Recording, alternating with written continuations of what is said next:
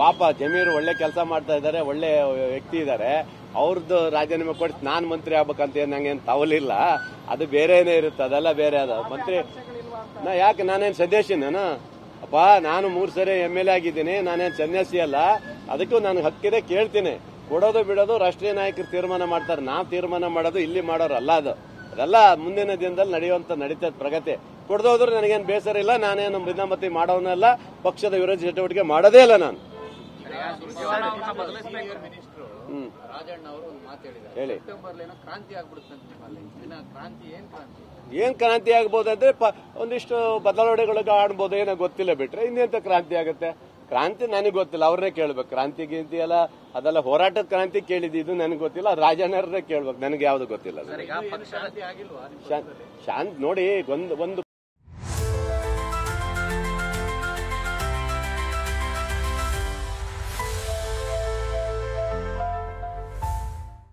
ಪಕ್ಷ ಅಂದ್ಮೇಲೆ ಒಂದು ಫ್ಯಾಮಿಲಿ ಅಂದ್ಮೇಲೆ ಕೆಲವು ಫ್ಯಾಮಿಲಿಯಲ್ಲಿ ಅಣ್ಣ ತಮ್ಮದರಲ್ಲೇ ಸಣ್ಣ ಪುಟ್ಟ ವ್ಯತ್ಯಾಸ ಇರುತ್ತೆ. ಹಾಗೆ 140 ಜನ ಇರುವಂತ ದೊಡ್ಡದಾದ ಒಂದು ಪಕ್ಷ ಇದು. ಈ ಪಕ್ಷದಲ್ಲಿ ಒಂದು ಸಣ್ಣ ಪುಟ್ಟ ವ್ಯತ್ಯಾಸ ಇಲ್ವಾ? ಈಗ ಬಿಜೆಪಿಯಲ್ಲಿ 66 ಜನ ಇರುವ ಬಿಜೆಪಿಯಲ್ಲಿ ದಿನನಿತ್ಯ ರಗಳೆ, ವಿಜೇಂದ್ರ ಮೇಲೆ, ಇವ್ರ ಮೇಲೆ, ಅವ್ರ ಮೇಲೆ ಅಂತ. ಇವತ್ತು ನಿನ್ನೆ ನೋಡಿದ್ರೆ ಏನು ಅಶೋಕನೇ ಟರ್ನ್ ಆಗಿ ಈಗ ಸೋಮಣ್ಣ ಜೊತೆ ಹೋಗ್ಬಿಟ್ಟಾರಂತ. ಇಬ್ರು ಜೊತೆಗೆ ಇರೋರು, ವಿಜೇಂದ್ರ, ಅಶೋಕ್. ಇವಾಗ ನೋಡಿದ್ರೆ ಅಶೋಕ್ ನಿನ್ನೆ ನೋಡಿದ್ರೆ ಯಾರು ಮಂತ್ರಿಗಳ ಜೊತೆ ಹೋಗ್ಬೇಕಾದ್ರೆ ಅಶೋಕ್ ಸಪರೇಟ್ ಹೋಗ್ಯಾರಿ. ಅಂದ್ರೆ ಏನೋ ಬದಲಾವಣೆ ಆಗಿರ್ಬೋದು, ಅವರಲ್ಲಿ ಇದೆ. ದಿನ ಗೊಂದಲ, ಯತ್ನಾಳಿಂದ ಹಿಡಿದು ಪ್ರತಿಯೊಬ್ರು ಗೊಂದಲ ಮಾಡ್ತಾನೆ ಇದ್ದಾರೆ ಬಿಜೆಪಿಯಲ್ಲಿ ಅಲ್ವಾ? 66 ಇರುವ ಶಾಸಕರು ಇರುವಂತ ವಿರೋಧ ಪಕ್ಷದವರಿಗೆ ಹಿಂಗಿರುತ್ತೆ. 140 ಜನ ಇರುವಂತ ನಮ್ಮ ಪಕ್ಷದಲ್ಲಿ ಇನ್ನು ಒಂದು ಸಣ್ಣ ಪುಟ್ಟ ಇರೋದೇ ಇರುತ್ತಾ? ಇವೆಲ್ಲವನ್ನ ಬಗೆಹರಿಸ್ತಾರೆ. ಮುಖ್ಯಮಂತ್ರಿಗಳು ಶಾಂತಿ ಪ್ರಿಯರಿದ್ದಾರೆ, ಉಪಮುಖ್ಯಮಂತ್ರಿಗಳು ಇದ್ದಾರೆ. ಇವಕ್ಕೆ ಯಾವುದಕ್ಕೂ ತಲೆ ಕೆಡಿಸ್ಕೋಬೇಡ್ರಿ, ಒಳ್ಳೇದಾಗತ್ತೆ, ಚೆನ್ನಾಗುತ್ತೆ. ಬದಲಿಸಬೇಕು ಅನ್ನೋ ಅಭಿಪ್ರಾಯ ಕೆಲವು ಶಾಸಕರು ಹೊಂದಿದ್ದಾರೆ ಅಂತ ಸುರ್ಜಿವಾಲ ಅವರನ್ನು ಉಸ್ತುವಾರಿಯಿಂದ. ಸೊ ನಿಮ್ಮ ಅಭಿಪ್ರಾಯ ಏನು ಸರ್?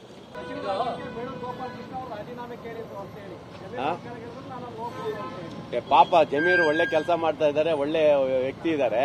ಅವ್ರದ್ದು ರಾಜೀನಾಮೆ ಕೊಟ್ಟು ನಾನ್ ಮಂತ್ರಿ ಆಗ್ಬೇಕಂತ ನಂಗೇನು ತವಲಿಲ್ಲ. ಅದು ಬೇರೆನೇ ಇರುತ್ತೆ, ಅದೆಲ್ಲ ಬೇರೆ. ಅದ ಮಂತ್ರಿ ಯಾಕೆ ನಾನೇನು ಸನ್ಯಾಸಿನ ಅಪ್ಪ? ನಾನು 3 ಸರಿ MLA ಆಗಿದ್ದೀನಿ, ನಾನೇನು ಸನ್ಯಾಸಿ ಅಲ್ಲ.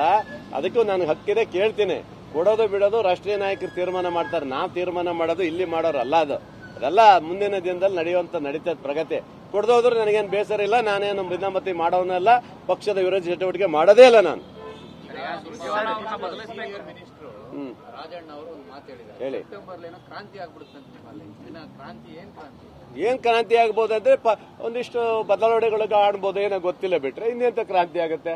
ಕ್ರಾಂತಿ ನನಗೆ ಗೊತ್ತಿಲ್ಲ, ಅವ್ರನ್ನೇ ಕೇಳ್ಬೇಕು. ಕ್ರಾಂತಿ ಗಿಂತಿ ಎಲ್ಲ ಅದೆಲ್ಲ ಹೋರಾಟದ ಕ್ರಾಂತಿ ಕೇಳಿದ್ದು ನನಗೆ ಗೊತ್ತಿಲ್ಲ. ರಾಜಣ್ಣರನ್ನೇ ಕೇಳ್ಬೇಕು, ನನಗೆ ಯಾವ್ದು ಗೊತ್ತಿಲ್ಲ. ಶಾಂತಿ ನೋಡಿ, ಒಂದು ಪಕ್ಷ ಅಂದ್ಮೇಲೆ, ಒಂದು ಫ್ಯಾಮಿಲಿ ಅಂದ್ಮೇಲೆ ಕೆಲವು ಫ್ಯಾಮಿಲಿಯಲ್ಲಿ ಅಣ್ಣ ತಮ್ಮದರಲ್ಲೇ ಸಣ್ಣ ಪುಟ್ಟ ವ್ಯತ್ಯಾಸ ಇರುತ್ತೆ. ಹಾಗೆ 140 ಜನ ಇರುವಂತ ದೊಡ್ಡದಾದ ಒಂದು ಪಕ್ಷ ಇದು. ಈ ಪಕ್ಷದಲ್ಲಿ ಒಂದು ಸಣ್ಣ ಪುಟ್ಟ ವ್ಯತ್ಯಾಸ ಇಲ್ವಾ?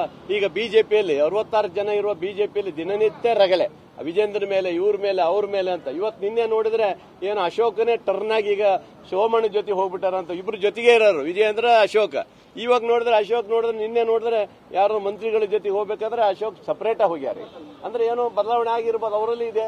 ದಿನ ಗೊಂದಲ, ಯತ್ನಾಳಿಂದ ಹಿಡಿದು ಪ್ರತಿಯೊಬ್ರು ಗೊಂದಲ ಮಾಡ್ತಾನೆ ಇದ್ದಾರೆ ಬಿಜೆಪಿಯಲ್ಲಿ ಅಲ್ವಾ? 66 ಇರುವ ಶಾಸಕರು ಇರುವಂತ ವಿರೋಧ ಪಕ್ಷದವರಿಗೆ ಹಿಂಗಿರುತ್ತೆ. 140 ಜನ ಇರುವಂತ ನಮ್ಮ ಪಕ್ಷದಲ್ಲಿ ಇನ್ನು ಒಂದು ಸಣ್ಣ ಪುಟ್ಟ ಇರೋದೇ ಇರುತ್ತಾ? ಇವೆಲ್ಲವನ್ನ ಬಗೆಹರಿಸ್ತಾರೆ. ಮುಖ್ಯಮಂತ್ರಿಗಳು ಶಾಂತಿ ಪ್ರಿಯರಿದ್ದಾರೆ, ಉಪಮುಖ್ಯಮಂತ್ರಿಗಳು ಇದ್ದಾರೆ. ಇವಕ್ಕೆ ಯಾವುದಕ್ಕೂ ತಲೆ ಕೆಡಿಸ್ಕೋಬೇಡ್ರಿ, ಒಳ್ಳೇದಾಗತ್ತೆ, ಚೆನ್ನಾಗುತ್ತೆ. ಬದಲಿಸಬೇಕು ಅನ್ನೋ ಅಭಿಪ್ರಾಯ ಕೆಲವು ಶಾಸಕರು ಹೊಂದಿದ್ದಾರೆ ಅಂತ ಸುರ್ಜಿವಾಲ ಅವರನ್ನು ಉಸ್ತುವಾರಿಯಿಂದ. ಸೊ ನಿಮ್ಮ ಅಭಿಪ್ರಾಯ ಏನು ಸರ್?